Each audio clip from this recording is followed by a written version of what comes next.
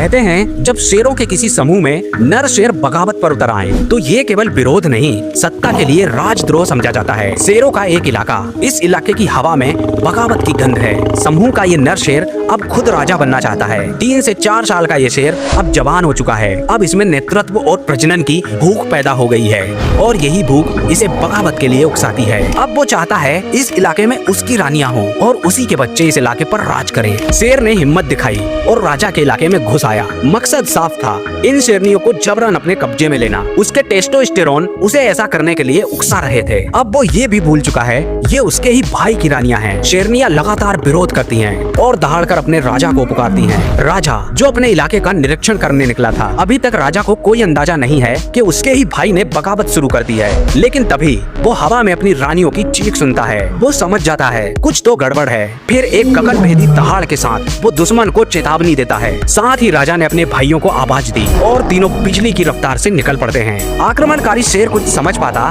उससे पहले ही शेरों का कहर टूट पड़ा। दांत, पंजे, गुस्सा और गुर्राहट, बिना कोई मौका दिए उसे घेर लिया जाता है। अब शेरनियां भी घेराबंदी में शामिल हो गई थी। घुसपैठिया चिल्लाता रहा, दर्द से कराह उठा, पर कोई दया नहीं मिली क्योंकि ये जंगल है, यहाँ गद्दारी की सजा मौत होती है। लेकिन पता नहीं क्यों शेर राजा उसे जाने देता है। शायद उसे घायल करके भयानक मौत की सजा दी गई हो। ये कहानी किस किस को मिस्टर टी की याद दिलाती है कमेंट में बताओ, और जिन्हें मिस्टर टी की असली कहानी नहीं पता वो भी कमेंट में बता दो। अगली वीडियो उसी पर होगी।